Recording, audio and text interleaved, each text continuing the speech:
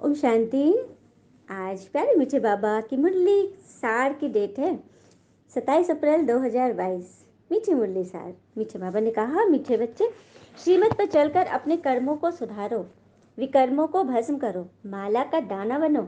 एक भगवान के श्रीमत के अलावा कोई विकारी चीजें याद ना आए, कोई पुराने स्वभाव संस्कार जो तुम्हें दुख दे रहे। परसों बाबा ने बोला था ना कि दुख की लिस्ट बनाओ, कौन कौन सी चीजें हमें दुख देती है, जो हमें डिस्टर्ब करती है, हमारे मन को उदास करती है। और उदासी पे कहते हैं ना, जिंदगी में इतने व्यस्त हो जाओ कि उदास होने के लिए तुम्हें समय ही ना मिले। अरे छोड़ो, आज नहीं, मैं कल उदास होंगी। हमेशा खुश रहो। तो श्रीमत पे चलकर ही ऐसा होगा। अपने कर्मों को जब हम सुधारेंगे, हाँ, और विकर्मों को भस्म करें, क्योंकि जन्म जन्म के विकर्म चढ़े हुए, जो कि याद से ही भस्म होगा, परमात्मा की श्रीमत से ही भस्म होगा। क्योंकि ये आत्मा में संस्कार है ना, तो परमात्मा की याद, उनकी श्रीमत से ही वो भस्म होगा।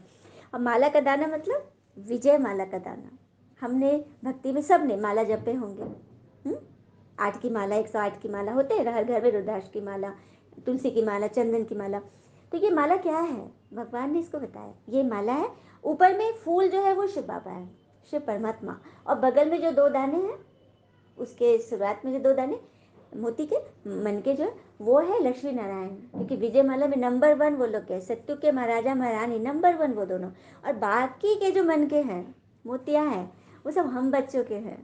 क्योंकि हम बच्चे पुरुषार्थ से लक्ष्मी नारायण के राज्य में पहुंचने वाले हैं। तो बाबा ने बोला ना, माला का दाना बनना है, तो बनना है ना माला का दाना, उस माले में पिरो जाना है। तो उसके लिए क्या करना है, भगवान की श्रीमत के अलावा कोई विकारी स्वभाव संस्कार, कोई परमत मनमत नहीं मानने हैं। क्योंकि ये सब सुनते हुए हम और ही गिरते चले आए।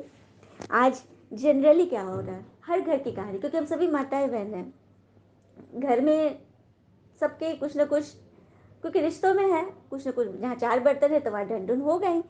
लेकिन आज रिश्तों में सबसे ज़्यादा क्या हो गया ना, हमें पेशेंस की कमी हो गई, धीरज की कमी हो गई। अब देखिए, जैसे कि हम लोग सब्जियां बनाते हैं घरों में, खासतौर पे औरतें बनाती हैं, तो जब सब्जी बढ़िया बनाना होता है ना, तो आँच को धीमा कर देते हैं। धीमे पे ना खीर भी बनता है बढ़िया। तेज तेज में ना वो दूध जल जाएगा, लग जाएगा, खीर जल जाएगी, आधे कच्ची रह जाएगी। तो कम पे हम लोग उसको अच्छे से पकाते हैं। तो ये रिश्ते की, मतलब ये आग, चूल्हे की आग को तो धीमा कर लिया हमने, तो रिश्तों में धीमी आँच कैसे करेंगे? पेशेंस रखेंगे, धैर्यता रखेंगे, स्नेह प्रेम रखेंगे, और अटूट स्नेह रखेंगे।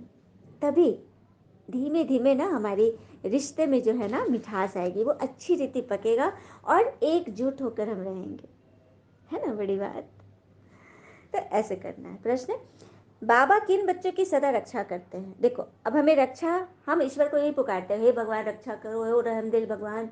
सभी कुछ भी थोड़ा डिजास्टर होता है, प्राकृतिक हलचल आती है, भगवान रक्षा करो, हम लोग हाथ ऊपर करके, आंख ऊपर करके भगवान को ही बुलाते हैं, ऊपर वाले रक्षा करो। तो बाबा कह रहे हैं किन बच्चों की मैं रक्षा करता हूँ? तो जो भगवान के साथ सदा सच्चे रहते हैं, सच्चे दिल पर साहब राजी। भोला बाबा, वो भोला नहीं है, वो तो चतुर है। रियल भोला बाबा वो इसलिए है क्योंकि वह भोले बच्चों का बाबा है, भोले बच्चों का बाबा। तो बन जाइए भोला, एकदम भोला। कोई अगर आपको कुछ समझा रहा है, कुछ बता रहा है, इसको समझिए कोई ईश्वरीय, ईश्वरीय मतलब डायरेक्शन है। ईश्वर ने बोला है, शायद वो मेरा आगे बहुत अच्छा करना चाहता है, शायद किसी तरह से मेरे बात में कोई रुकावट आ रही है, मन में कहीं एक कोने में कोई बात है, उसको निकालने के लिए भगवान किसी माध्यम से हमें डायरेक्शन दे रहा है। तो ये होता है, कोई भी फरमान मिले उसको समझो कि भगवान का आदेश है, एकदम 1 सेकंड में मान लेना। हाँ, झूठे बच्चों को माया बहुत खींचती। झूठा मतलब जो अपनी मन मत चलाते, जो जिद पर अड़े हैं, श्रीमत को फॉलो नहीं कर रहे, पूरी रीति फॉलो करना है। हाँ, तो बाबा ने कहा ऐसे बच्चों के लिए सजा भी कायम हो जाती है। तो सजा क्या मिलेगी? मन फंसेगा, हम दुखी होंगे, हम रोएंगे, हम उसके बारे में क्वेश्चन करेंगे, दर्द में जाएंगे, उदास होंगे, और उदास होना ही है माया का दास बनना। तो मिल गई ना सजा। तो इससे बचना है तो अपने आप को सदा खुश रखो। और इस बात पे समझो कि सबको सब चीज नहीं मिलता है। जब श्री कृष्ण जी के बारे में है ना, श्री कृष्ण जी भगवान के नंबर 1 बच्चा, 16 कला संपूर्ण, उन्होंने भी कहा है कि विधि के विधान को मैं भी नहीं टाल सका। मेरी चाह राधा थी, चाहती मुझको मीरा थी, पर मैं रुक्मिणी का हो गया। तो देखा, जब ईश्वर पुत्र का ये हाल हुआ, हाँ, उनकी इच्छा की चीज़ नहीं मिली तो हमें कैसे सब कुछ मिल जाएगा। जितना मिला, जो मिला उसे ईश्वर का प्रसाद समझकर ग्रहण करो और सदैव खुश करो और खुद को खुद ही खुश रखो। ये जिम्मेवारी किसी और को मत दो कि फलाना कोई अच्छा बोले तो मैं खुश हो जाऊँ, हाँ कोई मेरी प्रशंसा करे तो मैं खुश हो जाऊँ, नहीं तो मैं एकदम उदास रहूँगा, कोई तो मुझे पूछता ही नहीं, समझता ही नहीं, वैल्यू नहीं देता, तो दुखी हो गया ना। तो इस ये सब झूठे बच्चे की निशानी। सच्चे बच्चा बनना है तो परमात्मा ने जो कहा उसको 100% फॉलो करना है। भगवान ने बोला खुश रहो तो मैं खुश रहूंगी हर हाल में। ये है सच्चे बच्चे की निशानी।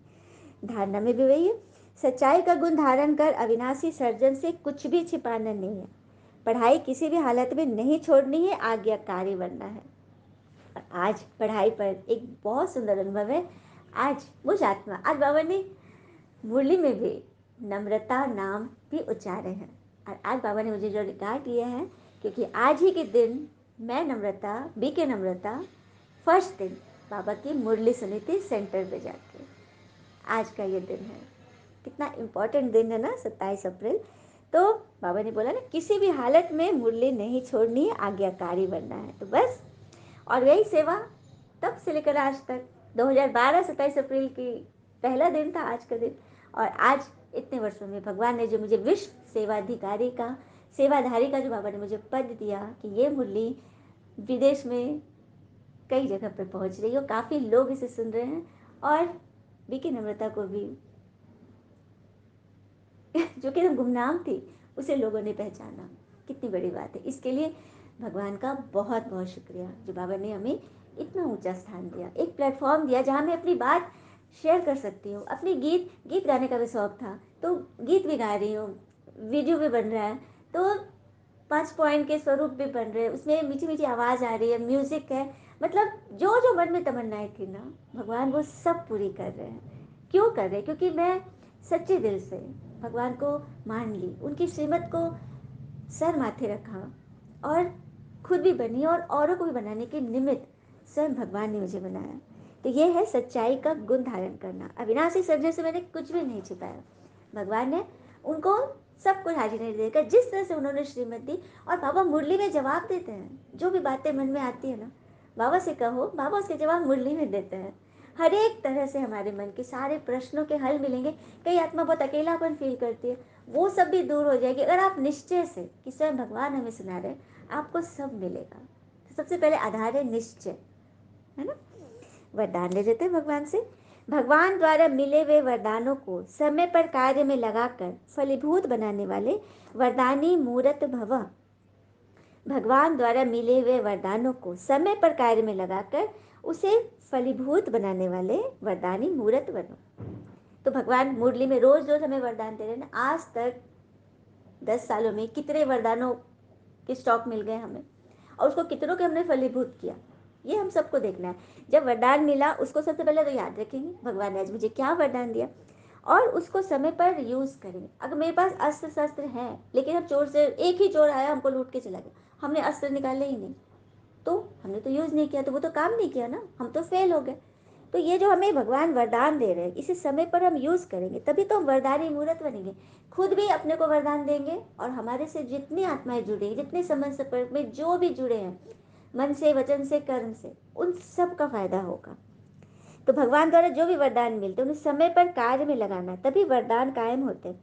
तो उस बीज, वरदान का बीज बाबा ने हमें दे दिया। उस बीज को, कोई भी बीज हम जब धरती में रोपते हैं तो उसको पानी देंगे, धूप देंगे, खाद पानी देते हैं ना, तभी तो वो फल फूल फलेगा ना।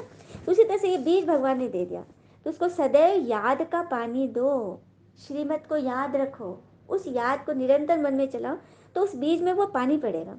और अपनी शक्तिशाली मन स्थिति की धूप दो। शक्तिशाली मन स्थिति, उदासी का नहीं, रोना धोना नहीं, गुस्सा का नहीं, अच्छे अच्छे संस्कारों का धूप दो। तो ये वरदान, एक वरदान अनेकों को साथ में ले आएगा। देखा, जैसे एक माँ, उसके पीछे पीछे सारे बच्चे चलते हैं ना, उसी तरह से एक वरदान हमने लिया, उसके पीछे कितने सारे वरदान आ जाएंगे। तो सफलता मूर्त, हम विजयी बन जाएंगे। सबको विजयी बनने का बाबा ने बता दिया ना उपाय। स्लोगन, अटेंशन नेचुरल हो तो टेंशन खत्म हो जाएगा। अटेंशन नेचुरल हो तो टेंशन खत्म हो जाएगा, समस्या नहीं रही। चलिए इस पर एक बहुत सुंदर कथा सुनते हैं। ये कथा सुनकर सभी के मन को ऐसा उत्तर मिलेगा ना कि मन एकदम 1 सेकंड में फ्रेश हो जाएगा। चलिए, एक बार की बात है, एक युवक इतना उदास हो गया, जीवन से निराश, कि पहाड़ी पर जाके ना कूदने वाला था, सुसाइड करने वाला था। अचानक एक बौद्ध भिक्षु ने देखा और उसको हाथ पकड़ लिया। पीछे मुड़ के देखा कि बौद्ध भिक्षु है, तो बोला क्यों मुझे मारने से रोक रहे हैं, मुझे नहीं जीना है। अरे जिद करा, उसको जिद कर खींच करके उसको चिल्लाए और बोले क्या कर रहे हो तुम। बोला मैं मरना नहीं चाहता, मैं बहुत दुखी हूँ, मेरे पास बहुत समस्या है, मैं मरना चाहता हूँ। अच्छा तुम मरना चाहते हो तो फिर इतना भारी बन के क्यों जा रही, इतना ढो के क्यों ले जा रहे हो। बोलता ढो के, मैं कहाँ कोई सामान ले, मेरे पास कुछ भी नहीं है। तो ढोए नहीं, सामान नहीं ढो रहे तुम, भारी नहीं हो तुम। तो नहीं मेरे पास कुछ भी नहीं है। तो अच्छा समस्या क्या है, क्या समस्या। तो समस्या तो मेरे परिवार वालों से है। अच्छा तो समस्या तुम्हारे परिवार में, तो तुम्हारे घर में समस्या है। तो हाँ, तो फिर तुम यहाँ पे क्यों अपने जीवन को खत्म कर रहे हो, समस्या तो तुम्हारे घर में है। तो नहीं, उन्हीं लोग की वजह से तुम अपने जीवन से हार रहा हो, मैं जीना नहीं चाहता। तो बोलता यहाँ पे तो कोई परिवार वाले नहीं है और घर भी नहीं है, तो घर तो समस्या में था, परिवार वाली समस्या थी, तो यहाँ तो तुम अकेले हो। मैं नहीं समझा, मतलब समस्या घर में थी ना, यहाँ तो तुम बिना परिवार वालों के साथ है, लेकिन फिर भी तुम्हारे पास समस्या है। मतलब समस्या घर में नहीं, तुम्हारे मन में थी, मन में समस्या है। तुमने मन में उसको उसी से ताने बानों से बुन के रखा है। मतलब हाँ हाँ यही बात तो है, थोड़ा थोड़ा समझने लगा। तो उसका क्या निदान करूँ। तो बोला कि सो अच्छा अब चलो बैठो बात करते हैं, बताओ क्या समस्या है, क्या हुआ। तो बोला कि मैं एक बिजनेस करना चाहता था अपने दोस्त के साथ मिलके। मैंने परिवार वालों से पैसा लेके हम दोनों ने एक बिजनेस शुरू किया और मेरा बिजनेस एकदम ठप पड़ गया और पिता सब ने पैसे दिए और इसी में मेरा घर भी गिरवी हो गया और मेरा बिजनेस एकदम फेल हो गया, कितने का मेरे पास कर्जा लग गया। अब मैं, परिवार वाले भी मुझे नहीं समझ रहे, मैं और वो दोस्त भी आता है, वो सफल है, आके बताता है, परिवार वाले उसका भी मुझे ताना देते हैं, मैं मुझसे बर्दाश्त नहीं हो रहा, मैं नहीं रहूँगा, मैं जी नहीं पाऊँगा। बहुत भिक्षु सुनते हैं, बोले अच्छा अच्छा एक बात बताओ, तुम्हें अपनी असफलता का ज़्यादा दुख है कि अपने दोस्त की सफलता का। तो थोड़ा देर सोचता है, फिर बोलता अगर सच कहूँ तो उसकी सफलता से ज़्यादा मुझे दुख है। तो वो अगर असफल हो जाए तो तुम्हें खुशी मिल जाएगी। तो हाँ मुझे मिल जाएगी।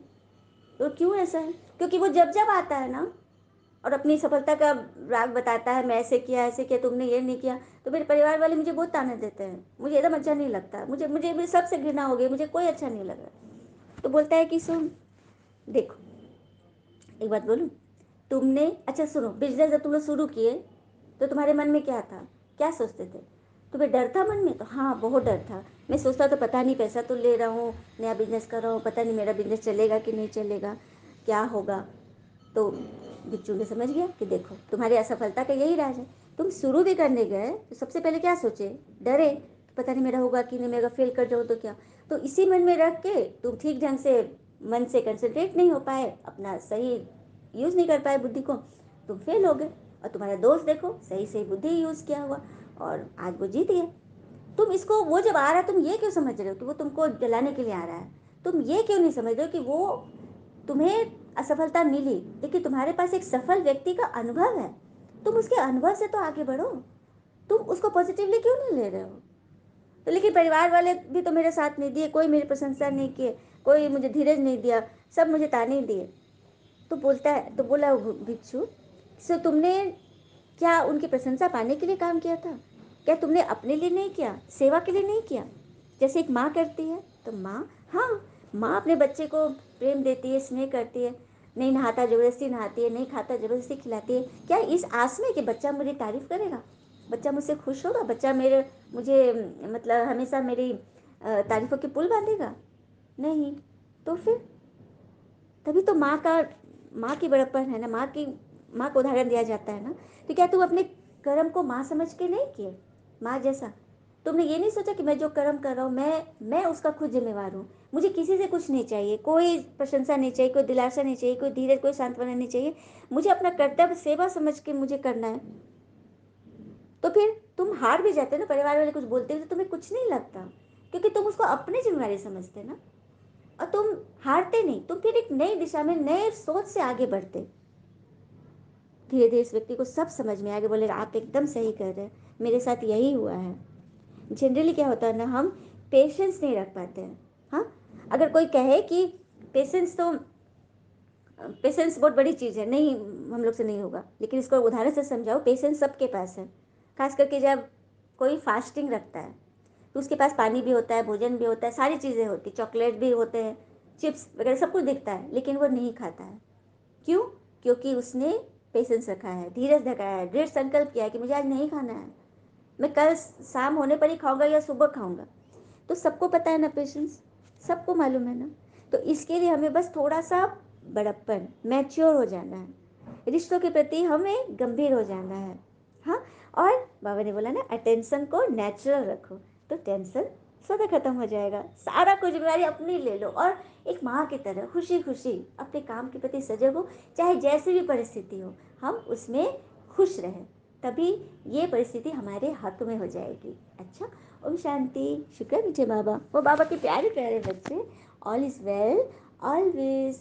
ओम शांति। सभी मुरली सुनने वालों को मुरलीधर बाबा का बहुत बहुत याद, प्यार और नमस्ते। सभी मास्टर मुरलीधर बनकर, भगवान तो कहते हैं जिसे मुरली से प्यार होगा मुरलीधर उसको प्यार करेगा, उसे हर तरह से भरपूर करेगा। ओम शांति।